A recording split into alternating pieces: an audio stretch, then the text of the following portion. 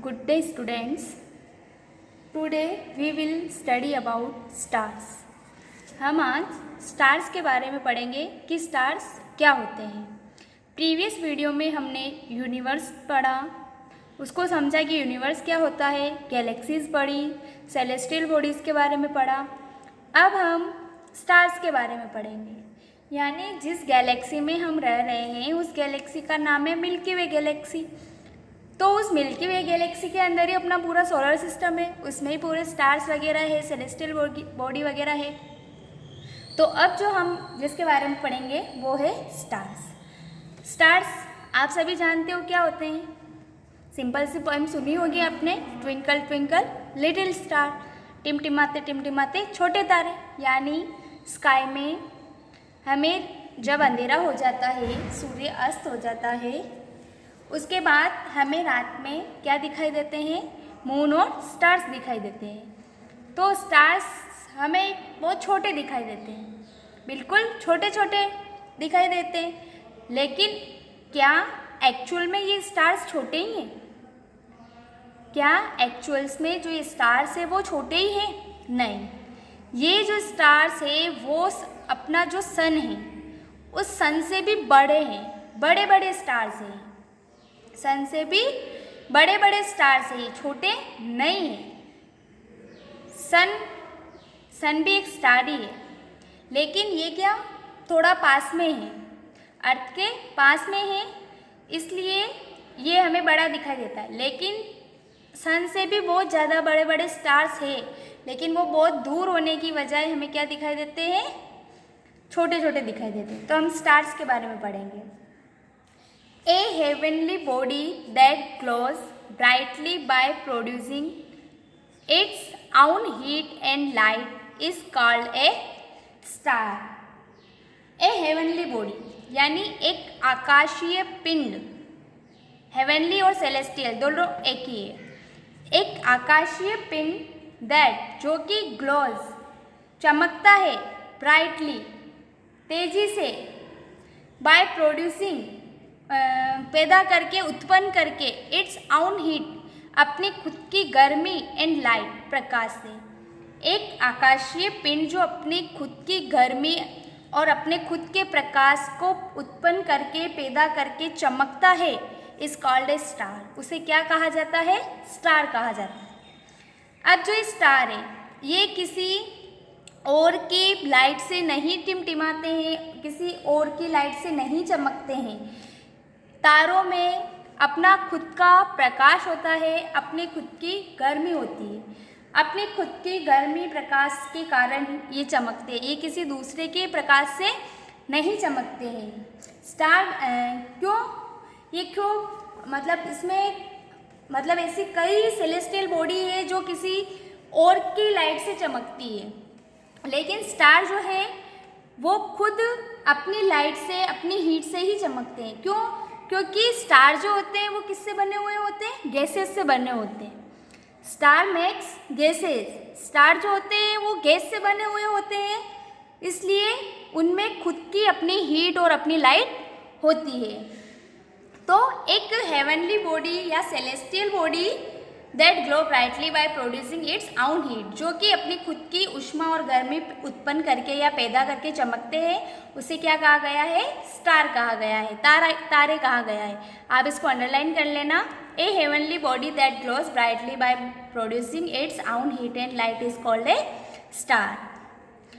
Stars are burning masses of gases which produce huge amounts of heat and light. Stars are burning, तारे जो है, सितारे जो है वो बर्निंग, जला रहे हैं। मासेस किसको? मासेस ऑफ गैसेस, गैस के द्रव्यमान को। सितारे गैसों के द्रव्यमान को, तारे गैसों के द्रव्यमान को जला रहे हैं। विच प्रोड्यूस, जो प्रोड्यूस करते हैं, पैदा करते हैं, ह्यूज अमाउंट्स बड़ी मात्रा में, हीट एंड लाइट क्या पैदा करते हैं? गर्मी और ऊष्मा। तारे गैसों के द्रव्यमान को जला रहे हैं जो बड़ी मात्रा में, बहुत ज़्यादा मात्रा में गर्मी और प्रकाश पैदा करते हैं। अब कैसे जला रहे हैं, क्योंकि तारे किससे बने हुए हैं, गैस से बने हुए हैं। तो उस तारे गैस से बने हुए, तो तारे गैस के मास को क्या कर रहे हैं, बर्निंग, जला रहे हैं। तो उससे बहुत ज़्यादा हीट और लाइट प्रोड्यूस होती है, उत्पन्न होती है। The sun is a star. Sun क्या है, स्टार है। जो हमारा सन है, जो हमारा सूर्य है, वो भी एक तारा ही है।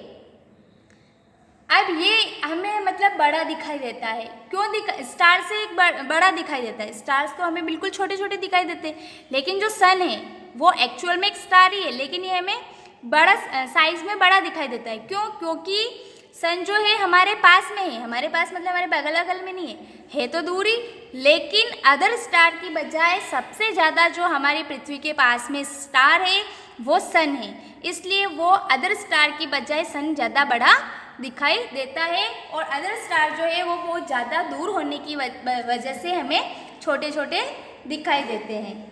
तो the sun is a star. Sun क्या है, एक खुद स्टार है, एक तारा है। Located at the centre of our solar system. अब हमारा जो सोलर सिस्टम है और ये सन कहाँ है, लोकेटेड, स्थित है, at the centre of our solar system. हमारा जो सौर परिवार है, सौर मंडल है, उसके बीच में, सेंटर उसके बीच में स्थित है क्या, सन। सन जो है वो हमारे सोलर सिस्टम के सेंटर में स्थित है, हमारे सोलर सिस्टम के बीच में स्थित है।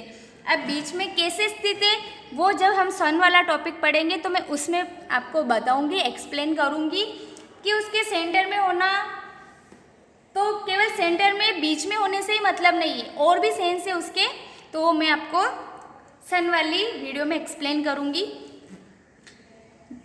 The nearest stars to our solar system are Alpha Centauri and Proxima Centauri, which are about 4.3 light years away from our sun.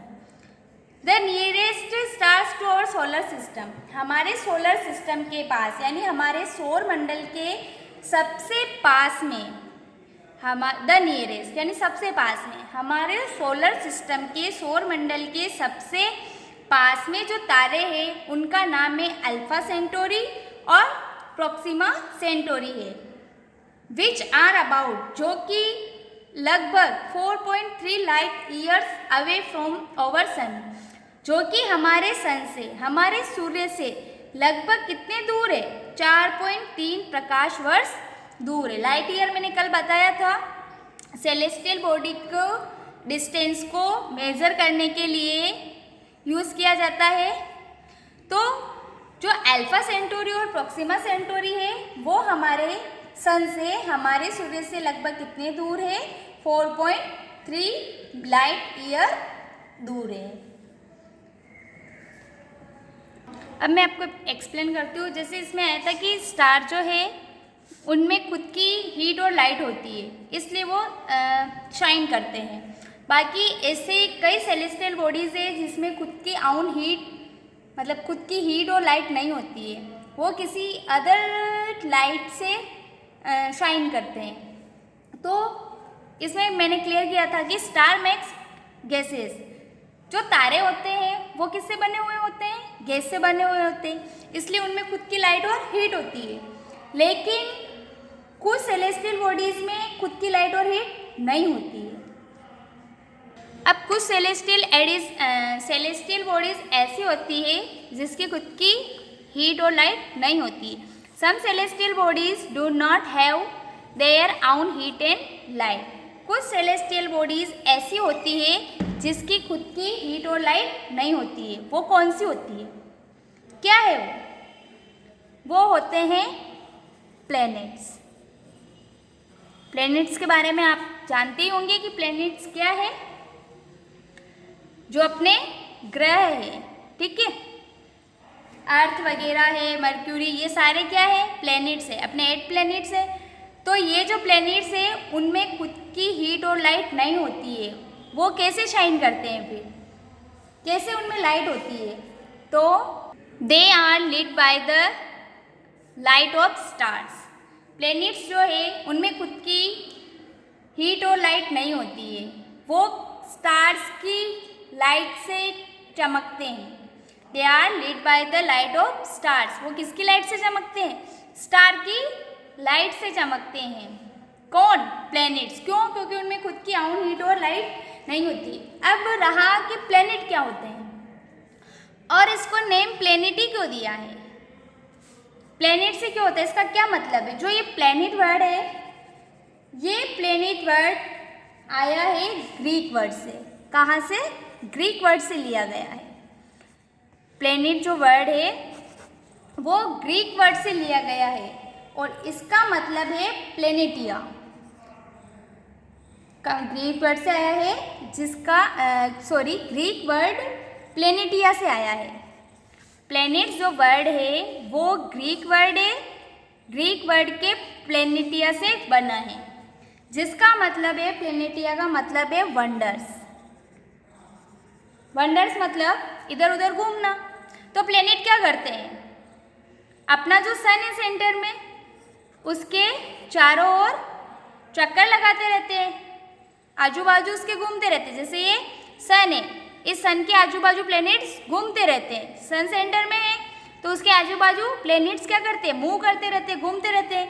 तो प्लेनेटिया का मतलब होता है वंडर्स, घूमना। इसलिए इसको प्लेनेटिया वर्ड से क्या नाम दे दिया उनको? प्लैनेट्स, क्योंकि वो घूमते रहते हैं।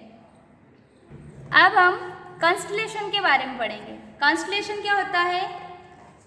मैंने प्रीवियस वीडियो में आपको क्लियर किया था, अभी और बता देती हूँ कि जो स्टार्स का ग्रुप होता है वो ग्रुप क्या करता है? एक वेरियस मतलब अलग अलग प्रकार की डिज़ाइन बनाता है, अलग अलग प्रकार के पैटर्न बनाता है। स्काई में, आसमान में अलग अलग प्रकार के वो पैटर्न बनाता है। तो स्टार्स के ग्रुप के द्वारा जो पैटर्न बनाए जाते हैं उन पैटर्न्स को कॉन्स्टलेशन कहा है, नक्षत्र मंडल कहा है। अब हम उसको डिटेल से पढ़ते हैं। Some stars collectively form distinctly recognisable patterns in the night sky. Distinctly, distinctly का मतलब है क्लियरली, यानी साफ रूप से। सम स्टार्स, कुछ तारे, कलेक्टिवली, कलेक्टिव मतलब एक साथ, ग्रुप कह सकते हैं जिसे, सामूहिक रूप से फॉर्म बनाते हैं डिस्टिंक्टली रिकॉग्नाइजेबल पैटर्न। डिस्टिंक्टली वही क्लियरली, एक विशेष रिकॉग्नाइजेबल पहचानने योग्य, विशेष पहचानने योग्य पैटर्न बनाते हैं, डिज़ाइन बनाते हैं या आकृति बनाते हैं। कब? इन द नाइट स्काई, रात के आकाश में।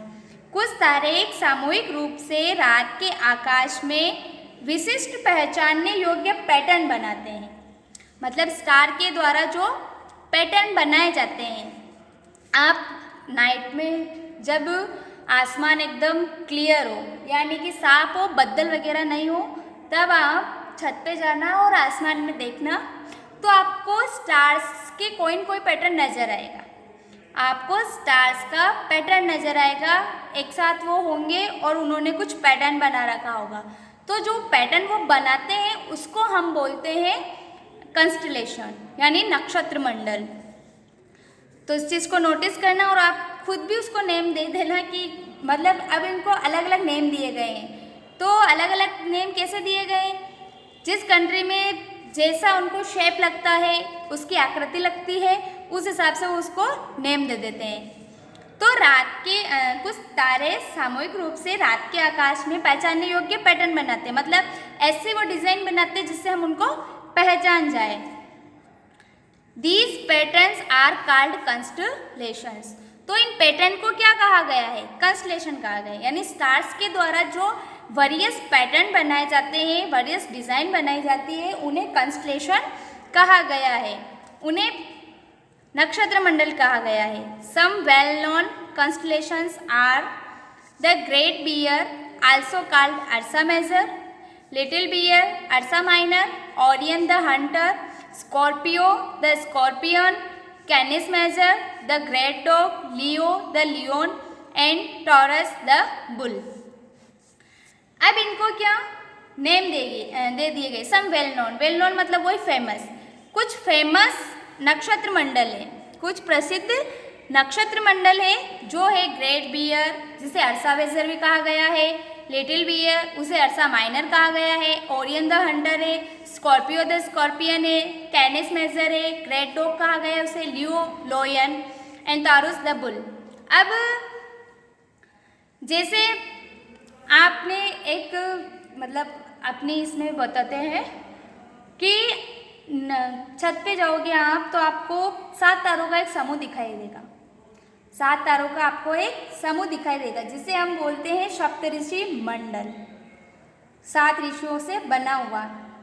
ये नॉर्मल है, ये फेमस भी है, दिखाई भी देता है और इसे फेमस है, ये सब जानते हैं इसके बारे में।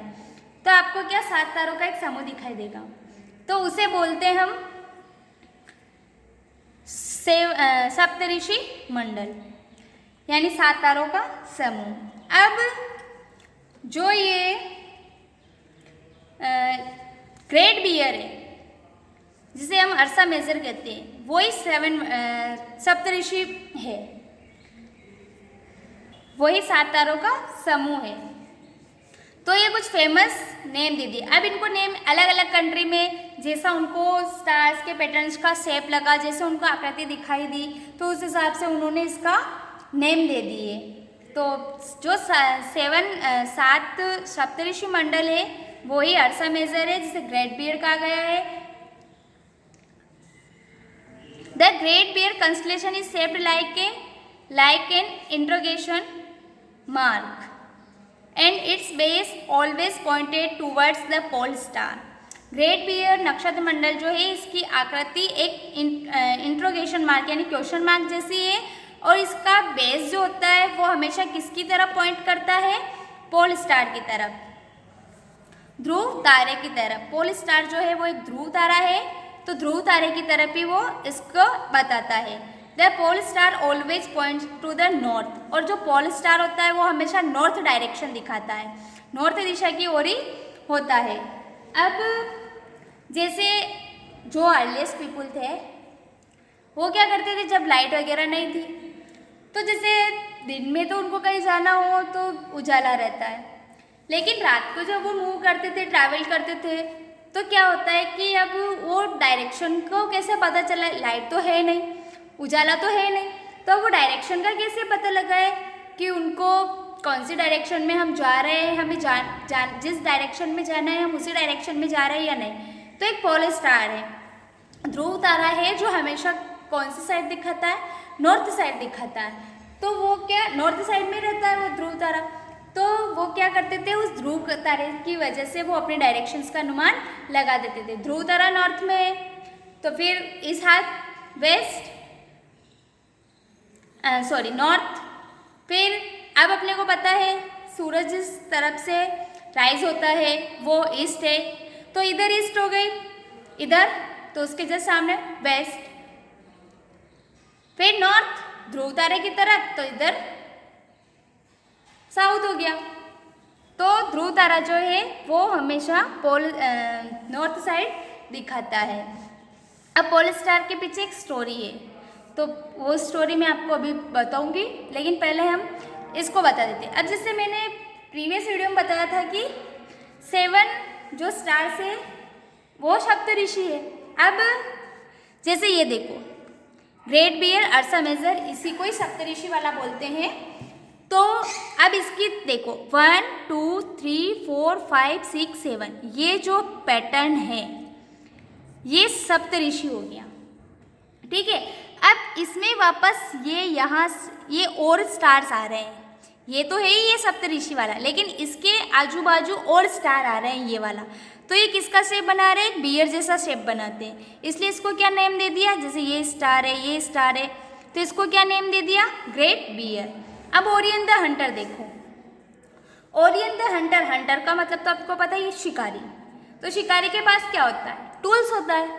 तो अब इसको देखो, ये जो ये है स्टार, ये इसका जैसे बेल्ट हो गया, ये नीचे के 2 स्टार जो है ये इसके पैर हो गए। अब ये जो स्टार है ये इसकी बॉडी हो गई और ये स्टार इसका हेड हो गया।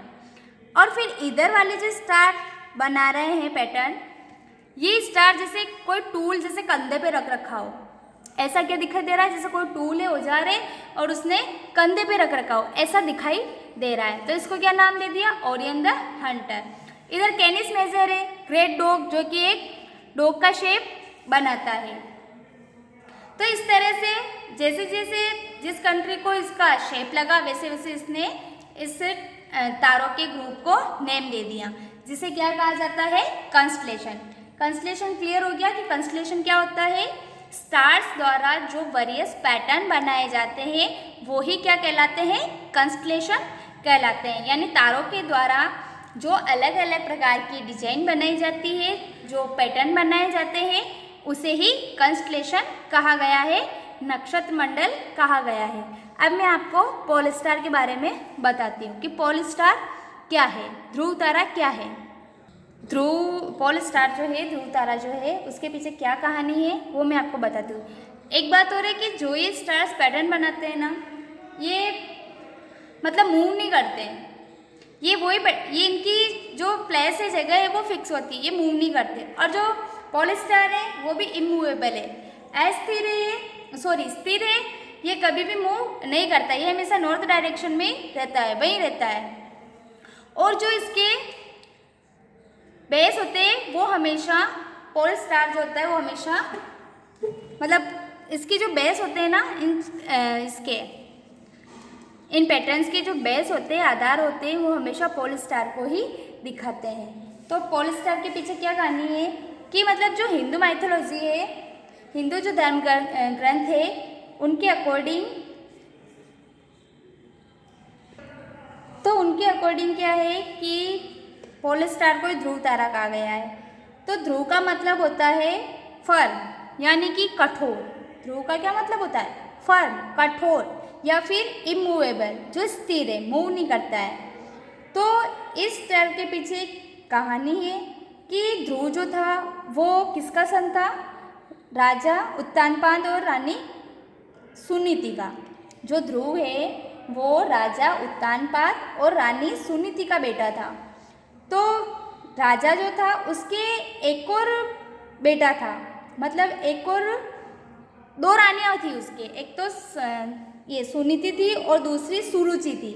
तो जो ध्रुव है वो सुनीति का बेटा था, और एक और बेटा था उसका नाम था उत्तम। राजा के एक और बेटा था जिसका नाम था उत्तम। वो किसका बेटा था, वो उत्तानपाद और रानी सुरुचि का बेटा था। सुनीति का तो ध्रुव था और सुरुचि का उत्तम था। तो किंग जो था वो सुरुचि को, रानी जो सुरुचि थी उसको मतलब बहुत ज़्यादा लाइक करता था। तो उसके बाद इसलिए सुरुचि को वो ज़्यादा लाइक करता था। राजा तो जो रानी थी ना सुरुचि, वो ये समझती थी कि मेरे बेटे का अधिकार ज़्यादा है। तो वो एक दिन क्या हुआ कि जो उत्तम था वो राजा की गोद में खेल रहा था। उत्तम जो बेटा था उसका, वो उत्तानपाद की गोद में खेल रहा था। तो ध्रुव वहाँ आया और उसने भी मतलब ऐसा जताया कि मैं भी अपने पिता की गोद में ऐसे खेलूं, मतलब उसको भी ऐसे इंटरेस्ट आया कि जैसे उत्तम अपने पिता की गोद में खेल रहा है तो मैं भी अपने पिता की गोद में खेलूं। लेकिन जो रानी सुरुचि थी उसको ऐसा पसंद नहीं आया और उसने उत्तम को वहाँ से राजा की गोदी से हटा दिया। और उसने ध्रुव से कहा कि मतलब वो उसकी गोद में खेल रहा था, खेलते खेलते हो गया, बैठ गया होगा, तो उसने ध्रुव को हटा दिया। और रानी को ये पसंद नहीं आया कि उत्तम उसकी गोद से हटे राजा की गोद से और वो बैठे। तो फिर उसने ध्रुव से बोला कि तुम जाओ और पहले भगवान विष्णु से आशीर्वाद लो कि तुम मेरे बेटे बनकर पैदा हो, और फिर उसके बाद ही तुम्हें अपने पिता की गोद में खेलने का अधिकार मिलेगा। तो फिर मतलब जब उसने भगवान के कहा कि भगवान का आशीर्वाद मांगो, तो जो ध्रुव था वो क्या बिल्कुल एकदम फर्म था, कठोर था और एकदम मतलब दृढ़तावादी था कि किसी अपने कहे पर हटना नहीं, अगर जो सोच लिया वो करना ही है, ऐसा था वो। तो उसने क्या भगवान विष्णु की प्रार्थना करना शुरू कर दिया। तो जब भगवान विष्णु की उन्होंने प्रार्थना करना शुरू कर दिया तो उनकी जो माता थी सुनीति और भगवान जो नारद थे वो ध्रुव के पास गए कि जो रानी सुरुचि ने तुम्हें कहा है वो सब तुम भूल जाओ और वापस घर चलो। लेकिन ध्रुव तो बिल्कुल फर्म थे, कठोर थे, डिटरमाइंड थे, बिल्कुल निश्चयवादी थे। तो उन्होंने नहीं माना और वो कंटिन्यू प्रेयर करते रहे, कंटिन्यू प्रार्थना करते रहे भगवान विष्णु की। तो ऐसा ऐसे करते करते उनको पूरा कितना टाइम हो गया, 6 मंथ हो गए, 6 महीने निकल गए। 6 महीने तक वो कठिन तपस्या करते रहे। तो इससे भगवान विष्णु क्या हो गए, खुश हो गए। ध्रुव के ऐसे ध्यान से, ऐसे प्रेयर से खुश हो गए और उन्होंने ध्रुव को आशीर्वाद दिया खुश होकर कि तुम एक महान और इंटेलिजेंट राजा बनोगे और जब तुम्हारी डेथ हो जाएगी, मृत्यु हो जाएगी, तो उसके बाद मतलब तुम्हारी मृत्यु हो जाएगी तो उसके बाद भी तुम क्या इमोर्टल रहोगे, यानी अमर रहोगे एज ए ध्रुव तारा। किसके रूप में, ध्रुव तारे के रूप में तुम अमर हो जाओगे तुम्हारी मृत्यु होने के बाद। तो ऐसा माना जाता है कि जो ध्रुव तारा है, यानी सप्तऋषि मंडल के पास में जो ध्रुव तारा है, जो हमेशा चमकता रहता है, कभी इधर उधर मूव नहीं होता है, हमेशा स्थिर रहता है, वही क्या है, पोल स्टार जिसे हम कहते हैं, वही ध्रुव है, जो कि आज भी अमर है और अस्थिर है, कठोर है, अपनी एक ही जगह पर रहता है। ऐसे इसके पीछे कहानी है जिसे हम पोल स्टार कहते हैं, जो हमेशा चमकता रहता है, शाइन करता रहता है। Thank you.